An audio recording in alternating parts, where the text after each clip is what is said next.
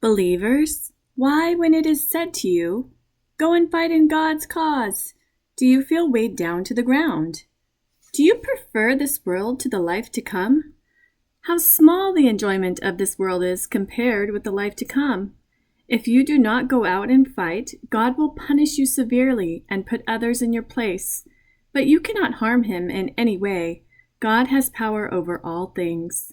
Even if you do not help the prophet, God helped him when the disbelievers drove him out. When the two of them were in the cave, he, Muhammad, said to his companion, "Do not worry, God is with us." And God sent his calm down to him, aided him with forces invisible to you, and brought down the disbelievers' plan.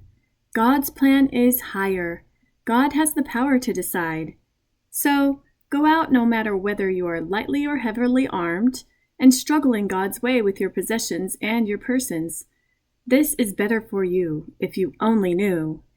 They would certainly have followed you, Prophet, if the benefit was within sight and the journey short. But the distance seemed too great for them. They will swear by God, "If we could, we certainly would go out with you." But they ruin themselves, for God knows that they are lying. God forgive you, Prophet. Why did you give them permission to stay home before it had been clear to you which of them spoke the truth and which were liars? Those who have faith in God and the last day do not ask you for exemption from struggle with their possessions and their persons. God knows exactly who is mindful of him. Only those who do not have faith in God and the last day ask your permission to stay home. They have doubt in their hearts, and so they waver. If they had really wanted to go out to battle with you, they would have made preparations, but God was loath to let them rise up and made them hold back. It was said, "Stay with those who stay behind." They would only have given you trouble if they had gone out with you. They would have scurried around, trying to sow discord among you, and some of you would willingly have listened to them. God knows exactly who does evil. Indeed, they had tried before to stir up discord.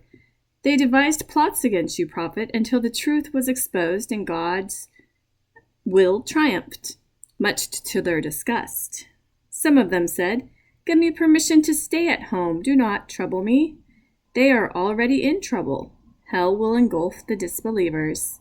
If you, Prophet, have good fortune, it will grieve them.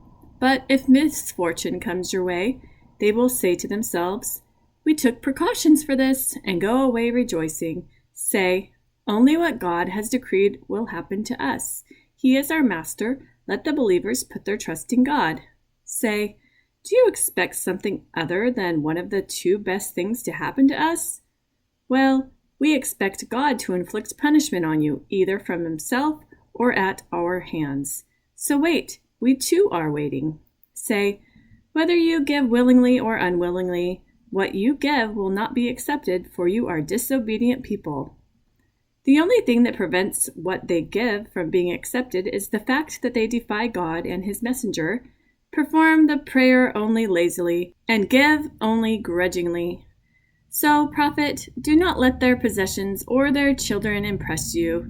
Through these God intends to torment them in this world, and for their souls to depart while they disbelieve. They swear by God that they belong with you, believers, but they do not. They are cowardly. If they could find a place of refuge or a cave or somewhere to crawl into, they would run there with great haste. Some of them find fault with you, Prophet, regarding the distribution of alms.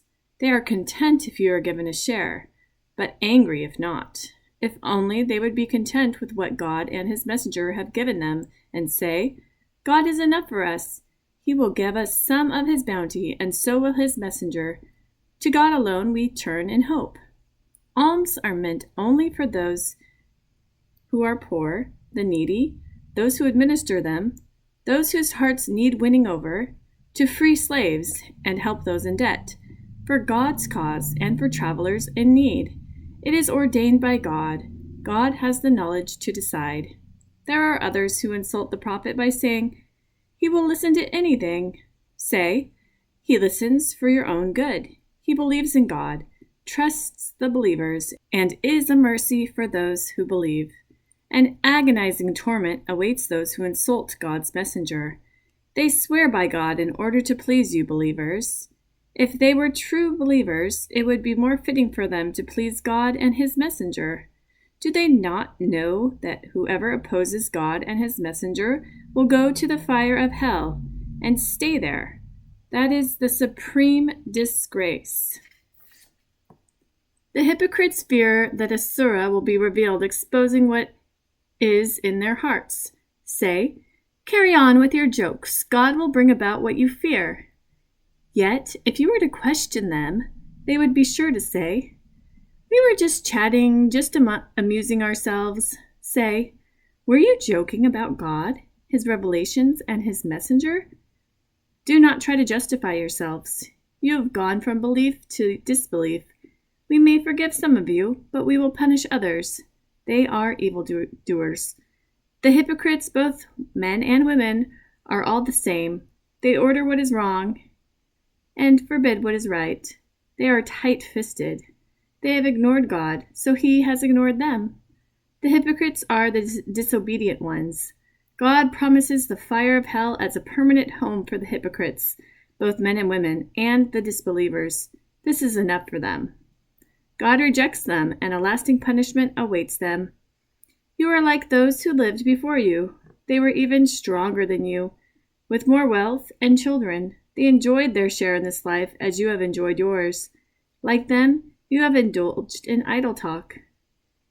Their deeds go to waste in this world, and the next it is those who will lose in the life to come. Have they never heard stories about their predecessors, the people of Noah, Ad, Thamud, Abraham, Midian, and the overturned cities? Their messengers came to them with clear evidence of the truth. God would not wrong them. They wronged themselves. The believers, both men and women, support each other. They order what is right and forbid what is wrong. They keep up the prayer and pay the prescribed alms. They obey God and His messenger. God will give His mercy to such people. God has the power to decide. God has promised the believers, both men and women, gardens graced with flowing streams where they will remain, good, peaceful homes and gardens of lasting bliss, and greatest of all, God's good pleasure, that is supreme triumph.